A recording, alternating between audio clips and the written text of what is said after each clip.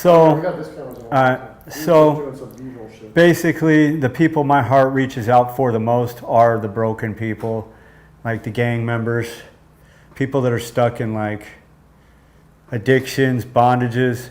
But the gangs are a hard one because most of those kids have been abused or don't have two parents and found their life in a gang, whether it's drug trafficking or a street gang. And California is so full of street gangs. During that period in the 90s where they were locking everybody up, they were literally creating more gangs.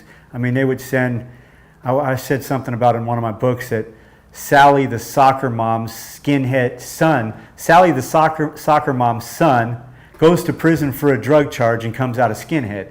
You know what I mean? Like, it's just a machine clicking people up to try to defend themselves, and then they come out like with this gang background now all of a sudden just because they went to prison.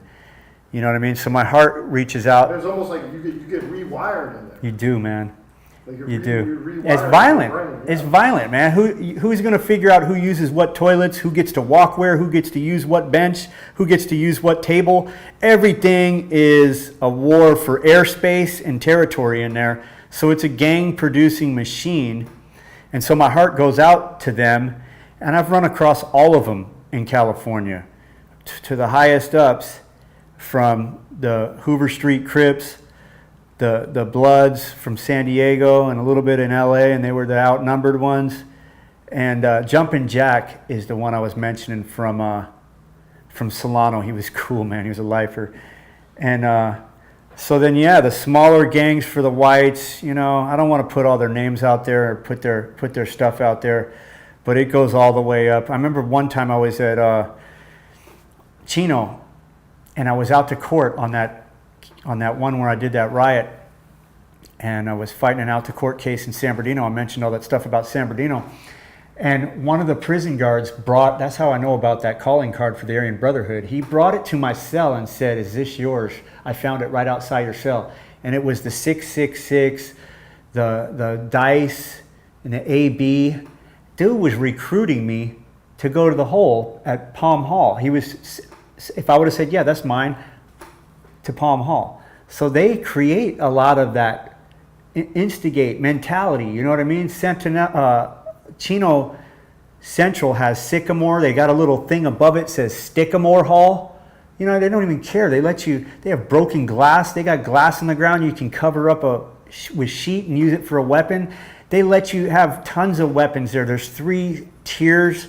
That whole place is just a machine for violence, you know what I mean, and gangs, and so that's Chino Central, and so yeah, my heart goes out to people stuck in that because they get out, and what options do they have? You know what I mean? They're like, so I relate it to these military guys that have seen crazy stuff, and they come out here and who do they kick it with? You know what I mean? They don't. Their wife doesn't understand them.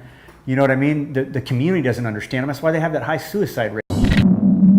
And so I'm in a cell that used to be a Mexican cell. So watch this. A letter shows up from David Hawking, Hope for Today Ministries, who's a prophecy guy right here in Tustin, and it's to a Mexican dude. And I'm like, it shouldn't even have got to my cell, but it's from a church. I want to open it, you know what I mean? And so I get at the Mexicans. We had a dude from, we had Little Bird from Long Beach Harbor area, who was a Mexican mob dude, said he was. And we had this other dude, Boxer, not the notorious one, not Rene Enriquez, but another boxer that was 7 floors underground at the Colorado institution that was coming out, doing an out to court deal. And that was the dude we all looked up to because he just came from that 7th floor underground where the heavy hitters were. Yeah, Florence. And the dude was as cool as can be. The coolest dudes in the world sometimes, you know what I mean, are in there. Some of the coolest people I've met are gangsters. You know what I mean? Because I have more trust with them. Yep. And this dude right here, I'm like, hey, can I open this? Where is this dude? And he's like, that dude paroled like a year ago. So this letter gets to me after a dude paroled like a year ago in a cell that used to be a Mexican cell. That's how random this is. I open it up, and it's this little note says, here's what you asked for on how to write books. 7 pages on how to write books. So this guy had done this. Was asking for the info. Yes. I get this info after I've given up on writing. Like I can't write good enough. You know what I mean? This sucks. And so now I'm seeing what I did wrong, right? A beginning, middle, and end, right? A good over evil.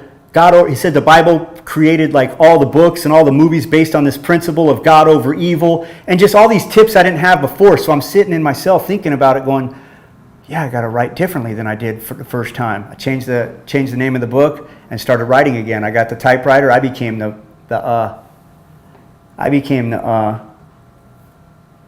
barber.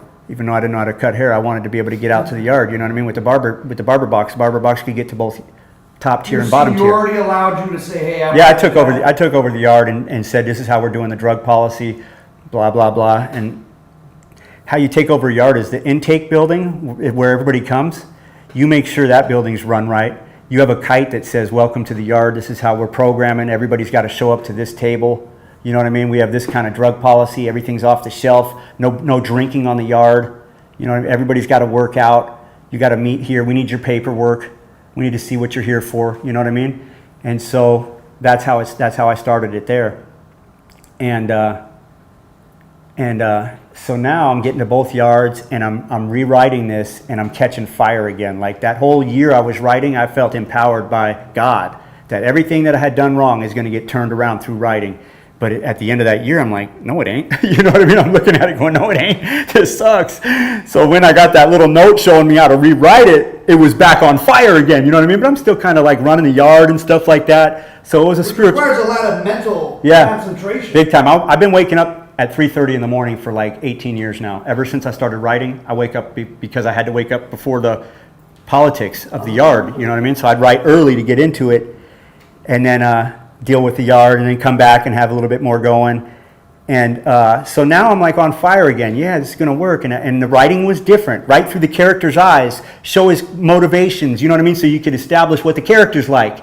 And I didn't have none of that before. So now I'm like, oh my gosh, this works. Now I can really explain my character. And that process right there started helping me see where I was living as if I was God in the drug war, and why I was in the wrong. No matter how mad I was, no matter what went wrong in my life, I was a part of evil, basically. You know what I mean? Like I was a component of evil. And I never looked at myself that way. I looked at myself like I'm righteous. You know what I mean? Like it's the whole world that's wrong. The devil's work. Yeah, I realized that. I'm like seeing flashbacks. Yeah, I should have known when I saw the Hell's Angels jackets and the Devil's Disciples. You know what I mean? I should have known in prison when I saw the 666 on the Aryan Brotherhood calling card. You know, they're yeah. I should have seen this earlier and realized I'm being used by the devil in this whole process. And I started realizing that as I'm writing. At the same time, this stuff's going down. I'm running a yard.